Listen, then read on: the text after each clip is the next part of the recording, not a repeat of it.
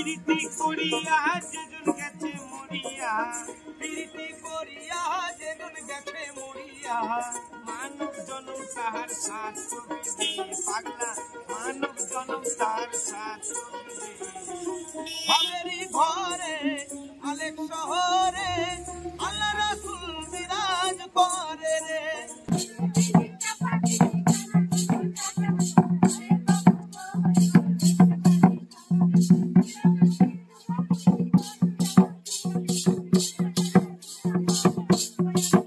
আমাদের পঞ্চম spot Chhatimtala.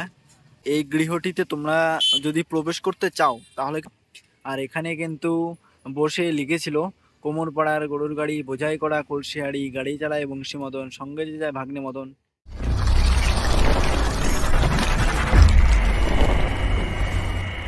High, শুভ সকাল, কেমন আছো তোমরা? আশা করবো সবাই ভালো আছো, সুস্থ আছো। নতুন একটা ভিডিও নিয়ে চলে আসলাম। হ্যাঁ, থাম্বনেল টাইটেল দেখে তোমরা বুঝতে পেরেছো আজকের আমাদের এই ভিডিওটা কি নিয়ে।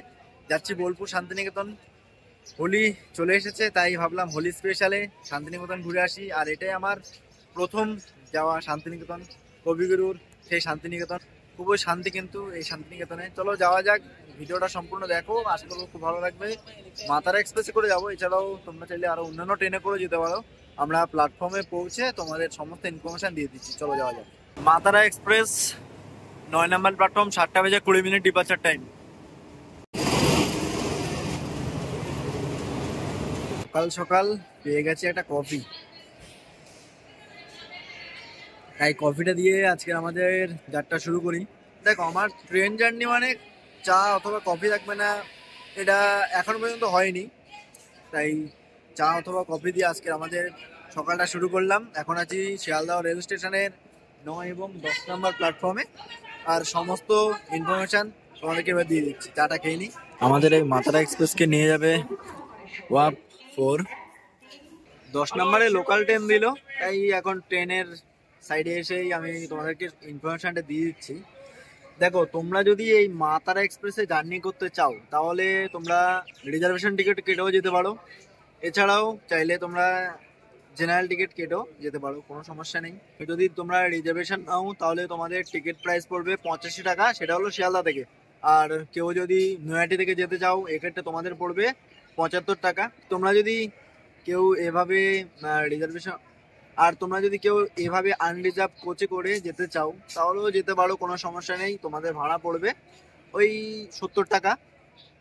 আর সিট ফাঁকাই আছে যদি শিয়ালদা থেকে যাও। নৈহাটি থেকে গেলে সিটটা পাওয়ার সম্ভাবনা অনেকটাই কম থাকে। আর সত্যি কথা বলতে, কালকে যখন এই ট্রেনটা দেখেছিলাম টিকিট অ্যাভেলেবেল ছিল, শুধুমাত্র এই জন্যই টিকিটটা বুক করিনি, কারণ দেখতে চেয়েছিলাম যে আমরা আনরিজার্ভ কোচে যখন জার্নি করব সিটটা কি পাবো কি পাবো না, তা দেখার জন্যই কিন্তু এই শিয়ালদা আসা। কারণ শিয়ালদা থেকে পাওয়ার সম্ভাবনাটা একটু বেশি থাকে। আর এটা নৈহাটি যাবে, নৈহাটি থেকে ব্যান্ডেল, ব্যান্ডেল থেকে বর্ধমান হয়ে খানা জংশন পার করে কিন্তু আমরা বোলপুর শান্তিনিকেতনের উদ্দেশ্যে বেরিয়ে পড়বো।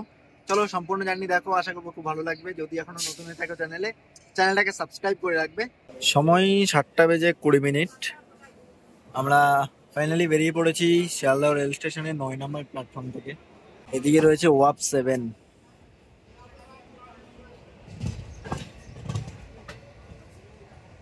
দেখো, তোমাদেরকে কোচটা দেখিয়ে দিই, কারণ তোমরা হয়তো বিশ্বাস করবে না, পুরো ফাঁকা ট্রেন, শুধু হাতে গোনা কয়েকজন আছে। একদম সামনে আছি, আর এর পিছনের কোচও কিন্তু অনেকটাই ফাঁকা। আমরা এখন নৈহাটি ছেড়ে বেরিয়ে যাচ্ছি, আর নৈহাটি ছাড়ার পরে ট্রেনের অবস্থা কিছুটা এইরকম। তাই তোমাদেরকে বলবো সবসময় শিয়ালদা থেকে ওঠার চেষ্টা করবে।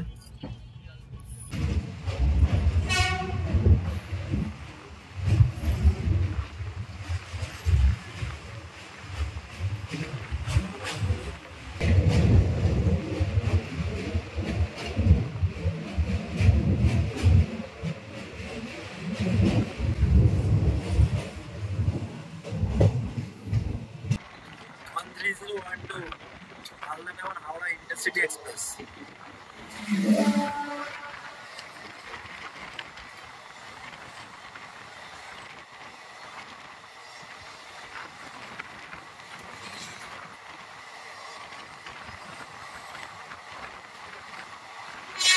ফাইনালি এসে আমরা পৌঁছে গেছি বোলপুর শান্তিনিকেতন। এবার এখান থেকে বাইরে বেরোবো, বাইরে বেরিয়ে দেখবো এখান থেকে আমাদের পুরো টোটাল সাইট সিন করার জন্য অটো বা টোটো যাই পাই কত নেয় ভাড়া সেটাই দেখার বিষয় রয়েছে। আর তোমরা যারা আসবে সমস্ত জিনিসগুলো ঘুরে দেখতে পারবে। তো তার জন্য আমাদের প্রথম করণীয় কাজ হলো টোটো ভাড়া করতে হবে। তো টোটো ভাড়াটা কত নিচ্ছে সেই জিনিসটা আগে দেখতে হবে। বাইরে বেরোলে আমরা অনেক টোটো দেখতে পাচ্ছি। আর পিছনে হলো Bolpur Shantiniketan railway station. Station থেকে বাইরে বেরোলে অনেক টোটো পেয়ে যাবে তোমরা, দেখো।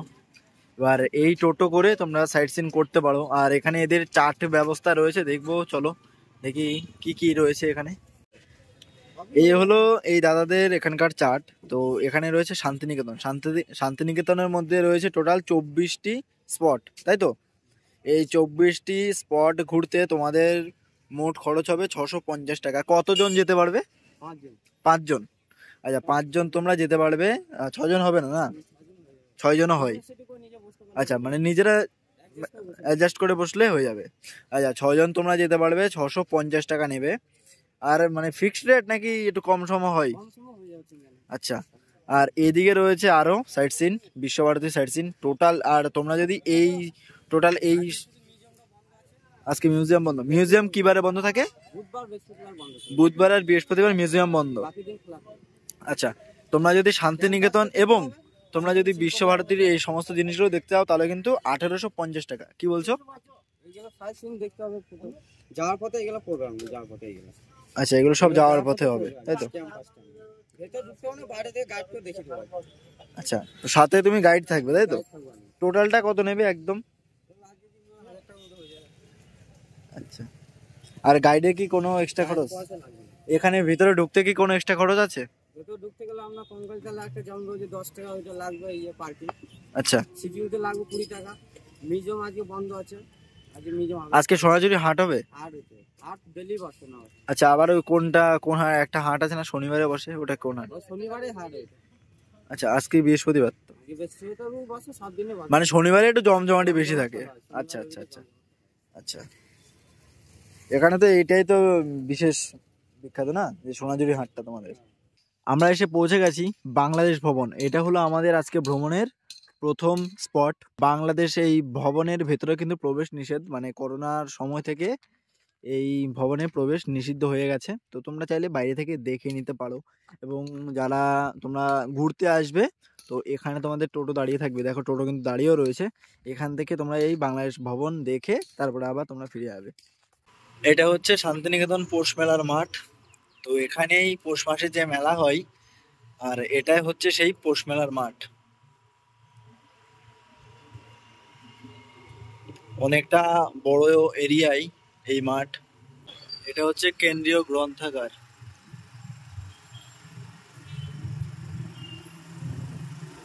দেখো লেখাই রয়েছে ভিতরে মোবাইল ফোন নট অ্যালাউ, তাই আর প্রবেশ করার চেষ্টা করলাম না। তো এবার আমরা এসে পৌঁছে গেছি আমাদের তৃতীয় স্পট। হ্যাঁ, জায়গাটা দেখে তোমরা বুঝতেই পেরেছো, সেই রবীন্দ্রনাথ ঠাকুরের বিখ্যাত কবিতা তালগাছ। তালগাছ এক পায়ে দাঁড়িয়ে, সব গাছ ছাড়িয়ে, উঁকি মারে আকাশে, মনে সাত কালো মেঘ ফুরিয়ে যায়। তো এই কবিতাটাই আর কি এখানের জায়গাটি ফুটিয়ে তোলা হয়েছে। দেখো এখানের ছোট্ট একটি গল্প তোমাদেরকে জানিয়ে দিই। রবীন্দ্রনাথ ঠাকুর এর পাশে রয়েছে খোয়াই নদী। তো খোয়াই নদীর পাড় থেকে 3টে নুড়ি পাথর নিয়ে এসেছিল। তো 3টে নুড়ি পাথর এবং এই বড় ছোট বৃক্ষ নিয়ে এসে আর কি এখানে রেখেছিল। এবং এই 3টি যেই নুড়ি পাথর নিয়ে এসেছে সেগুলো তো এখন মাটির নিচে মিলিয়ে গেছে। তাই এখানকার প্রশাসনিক ব্যবস্থা এখানে 3 ধাপ বাঁধিয়ে দেওয়া হয়েছে। আর এখানকার যেই এই তাল গাছ তোমরা দেখতে পাচ্ছ, এই তাল গাছ আমরা দেখতে পাবো যে সহজ পাঠের প্রথম পাতায়, তোমরা দেখে নিও, মিলিয়ে নিও। আর এখানে কিন্তু বসে লিখেছিল, কোমর পাড়ার গরুর গাড়ি বোঝাই করা কলসি হাড়ি, গাড়ি চালায় বংশী মদন, সঙ্গে যে যায় ভাগ্নে মদন। এই কবিতাটিও লিখেছিলেন এখানেই। এবার আমরা 3 পাহাড় ছেড়ে বেরিয়ে যাচ্ছি সামনের দিকে। আমরা এবার এসে পৌঁছে গেছি আমাদের চতুর্থ স্পট কাঁচঘর। এটা হলো কাঁচঘর। জায়গাটা এতটাই সুন্দর, আর এই যে তোমাদেরকে বললাম কাঁচ ঘর, এই কাঁচ ঘরের যে ভালো নাম সেটা হলো উপাসনা গৃহ বা উপাসনা ঘর। আর এটা হলো সেই উপাসনা ঘর। দেখো এই সমস্ত জায়গাগুলো ঘুরতে গেলে তোমাদের টোটো করে যখন তোমরা ঘুরবে তখন কিন্তু তোমাদের টোটো গাইড করে দেবে। আর এই জায়গাটা কিন্তু খুবই সুন্দর, যেমন এখানে আমরা গাছ দেখতে পাচ্ছি, পরিবেশটিও খুব শান্ত। আর এই যে দেখতে পাচ্ছ টোটো, টোটো কিন্তু তোমাদেরকে গাইড করে দেবে। আর এই যে উপাসনা গৃহটি, এই গৃহটিতে তোমরা যদি প্রবেশ করতে চাও তাহলে কিন্তু দোলের দিন যদি আসো তাহলে প্রবেশ করতে পারবে। এছাড়াও কিন্তু কবিগুরু রবীন্দ্রনাথ ঠাকুরের জন্মদিন এবং মৃত্যুদিন, এছাড়াও মেলার দিন তোমরা যদি আসো তবেই কিন্তু সাদা পোশাক পরে এই এই কাঁচঘর অর্থাৎ উপাসনা গৃহের ভিতরে প্রবেশ করতে পারবে। এই কাঁচঘরটি কিন্তু অবনীন্দ্রনাথ ঠাকুর, এই উপরে যে টালিগুলো দেখতে পাচ্ছ এগুলো কিন্তু ইতালি থেকে আনিয়েই এখানে এই কাঁচঘরটি তৈরি করেছেন। আমাদের পঞ্চম স্পট ছাতিমতলা। আর ছাতিমতলার এখানে দেখো লেখাই রয়েছে ছাতিমতলা মহর্ষি দেবেন্দ্রনাথ ঠাকুরের ধ্যানের বেদি। এটা কিন্তু আনুমানিক 1862 সালে মার্চ মাসে তিনি এই স্থানে প্রথম এসেছিলেন। এখানে দুটি ছাতিম গাছের নিচে ধ্যান করতেন। পরবর্তীকালে এটি বেদি নির্মিত হয়। এই দেখো এই যে বেদিটা নির্মিত হয়েছে, আর এটা হলো ছাতিমতলা। আর এখানে যে মূর্তিটি আমরা দেখতে পাচ্ছি, তো এইটা কিন্তু রবীন্দ্রনাথ ঠাকুর 3 ফুট দূর থেকে এই কাদাগুলো ছুঁড়ে ছুঁড়ে আর কি এই মূর্তিটি তৈরি করেছে। এরকম আরো আছে। আর ওইদিকে আমরা দেখতে পেয়েছিলাম ইগলু। তো চলো এভাবে আমরা ধীরে ধীরে এগিয়ে যাব। আর এবার আমরা এসে পৌঁছে গেছি আমাদের কত নাম্বার স্পট এটা বলতে পারছি না, যাই হোক এটা হলো কলা ভবন। তো এখন বর্তমানে কিন্তু ভিতরে কোনোভাবেই প্রবেশ করা যাবে না, সেটা সোমবারে আসো আর রবিবারে আসো বা যেদিনই আসো না কেন, তোমাদের এই বাইরে থেকেই দেখতে হবে, ঠিক আছে? দেখো যা বুঝতে পারছি এখানে দেখারও অনেক জিনিস আছে। আর তোমরা যদি টোটো করে ঘোরো তাহলে কিন্তু তোমাদের টোটো গাইড করে তোমাদের সমস্ত জিনিসগুলো সম্পর্কে সমস্ত তথ্য জানিয়ে দেবে। দেখো এখন যেহেতু আমি একা একা ঘুরছি তাই এখানকার জিনিসগুলো হয়তো দেখতে পারছি, এবং এখানে যে সমস্ত লেখাগুলো আছে এই লেখাগুলো হিসেবে আমরা কিছুটা ধারণা করতে পারছি। আর যদি গাইডের সাথে ঘুরতে তাহলে কিন্তু তোমাদের এই জায়গা সম্পর্কিত সমস্ত জিনিসগুলো তোমাদেরকে তুলে ধরতো। তো অবশ্যই তোমরা যখন ঘুরবে টোটো করে ঘোরার চেষ্টা করবে। যেমন এই দেখো এদিকে কিন্তু টোটো রিজার্ভ করে ঘোরা হচ্ছে। চলো এবার আমরা সামনে এগিয়ে যাচ্ছি। আমরা এবার এসে পৌঁছে গেছি ব্ল্যাক হাউস। এটা হলো পুরো ব্ল্যাক হাউস অর্থাৎ কালো বাড়ি। আর ওইদিকে রয়েছে সঙ্গীত ভবন। এ হচ্ছে রবীন্দ্রনাথ ঠাকুরের বাড়ি। দেখো ভেতরে তো প্রবেশ করতে পারবো না। আর এটা হচ্ছে বিশ্বকবি রবীন্দ্রনাথ ঠাকুরের বাড়ি। এখানে রয়েছে 6টি বাড়ি। তো 6টি ঋতুতে 6টি বাড়িতে কিন্তু থাকতেন। আগে ভেতরে প্রবেশ করতে দিত, তবে বর্তমানে ভেতরে প্রবেশ নিষিদ্ধ। পুরো জায়গাটাকে কিন্তু ঘিরে দেওয়া রয়েছে। এটা হলো শান্তিনিকেতন আশ্রম। আর যদি আমি কিছু ভুল দেখিয়ে থাকি তাহলে একটু ক্ষমা করে দিও, কারণ আমার কাছে কোনো গাইড নেই, আমি একা একাই দেখাচ্ছি। এটা হচ্ছে মিউজিয়াম অর্থাৎ শান্তিনিকেতন সংগ্রহশালা।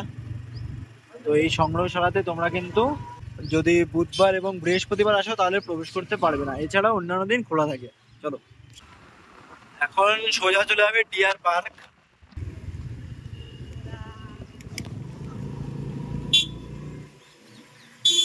এটা হচ্ছে ডিয়ার পার্ক, প্রবেশ মূল্য 100 টাকা। নব নালন্দা শান্তিনিকেতন বসন্ত উৎসব দেখো, আর 3 দিন ব্যাপী, মানে 3 দিন ধরে কিন্তু এখানে বসন্ত উৎসব হবে। আমরা এসে পৌঁছে গেছি শান্তিনিকেতনের সেই বিখ্যাত সোনাঝুরি হাট। এখন সময় হয়ে গেছে 2:27। বৃষ্টি হচ্ছে যার জন্য হাটটা একদম এলোমেলো হয়ে গেছে, আর ভালোভাবে তোমাদেরকে দেখাতেও পারবো না। আর আজকে হলো বৃহস্পতিবার, শনিবার আর রবিবার এই দুদিন কিন্তু এই হাট আরো জনপ্রিয় হয়ে ওঠে। আর প্রতিদিনই কিন্তু এই হাট বসে, তবে শনিবার আর রবিবার কিন্তু এই হাটের ভিড় অনেকটাই বেড়ে যায়। এই যে বৃষ্টি হওয়ার কারণে সমস্ত জিনিসগুলো ঢেকে দিয়েছে, তো আর তোমাদেরকে দেখাতে পারবো না আমি।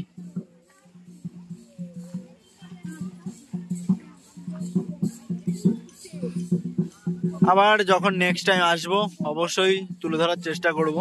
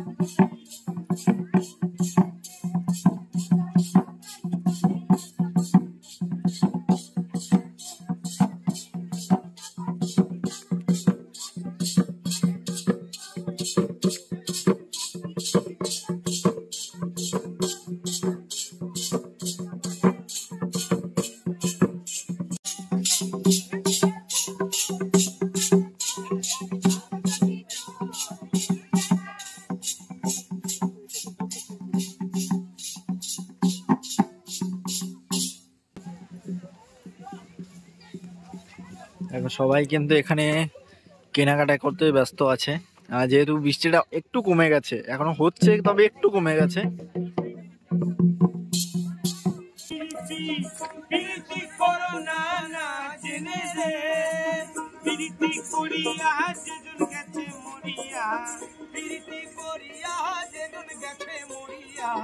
মানব জনম তাহার সাথ পাগলা, মানব জনম তাহার সাথ ভাবেরই ঘরে আলেক শহরে আল্লাহ রাসূল বিরাজ করে রে। ভাবেরই ঘরে আলেক শহরে বিরাজ করে রে। এখানে রয়েছে নানান রকমের শাড়ি।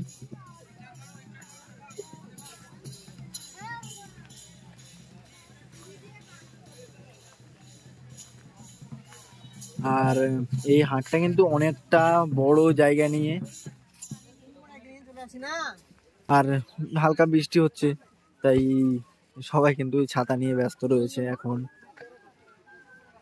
তোমরা চাইলে শান্তিনিকেতন থেকে এই লকেট গুলো বা সেট সমস্ত জিনিস বা কানের দুল অনেক জিনিসগুলো কিনে নিতে পারো। এছাড়াও তো শান্তিনিকেতনের এই শাড়ি আরো অনেক জামা কাপড় অনেক কিছুই রয়েছে এখানকার। আর এখানে রয়েছে একটা রেস্টুরেন্ট।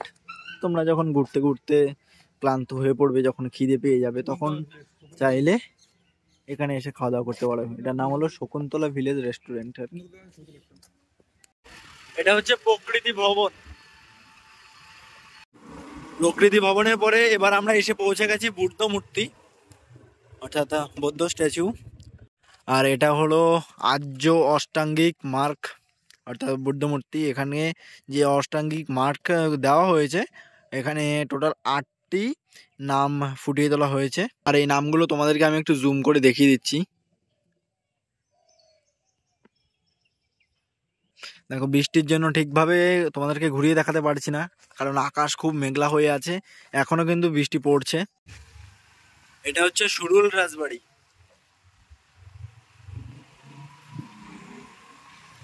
এখন ঘড়িতে সময় হয়ে গেছে 4:17। আমরা বেরিয়ে পড়েছি আমাদের বাড়ির উদ্দেশ্যে, তবে এখনো বাড়ি যাব না। আজকের রাতটা আমরা এখানেই থাকবো। তোমরা চাইলে কিন্তু বোলপুর স্টেশনের পাশে 500 থেকে 1000 টাকার মধ্যে খুব সুন্দর হোটেল পেয়ে যাবে, চাইলে থাকতে পারো যদি রাত থাকতে চাও। আর শান্তিনিকেতন কিন্তু তোমরা একদিনে খুব সুন্দরভাবে ঘুরে আবার বাড়ি ফিরে যেতে পারো। রাতে ফেরারও ট্রেন রয়েছে, আমি নিচের ডেসক্রিপশন বক্সে এবং ডিসপ্লেতে কিন্তু শো করে দেবো। তো তোমাদের কেমন লাগলো আজকের এই ভিডিওটি? যদি ভিডিওটি ভালো লেগে থাকে লাইক কমেন্ট শেয়ার সাবস্ক্রাইব করে দেবে চ্যানেলটাকে। আর শান্তিনিকেতনের বড় একটা জিনিস আমি মিস করলাম, বৃষ্টির জন্য যেতেই পারিনি, সেটা হচ্ছে বিশ্বভারতী বিশ্ববিদ্যালয়। সেই জিনিসটা মিস করলাম। হ্যাঁ, অবশ্যই পরে আবার কখনো না কখনো আসবোই। দেখা হবে তোমাদের সাথে নতুন কোনো ভিডিওতে। ভালো থাকবে, সুস্থ থাকবে, নিজের খেয়াল রাখবে। জয় হিন্দ, জয় ভারত।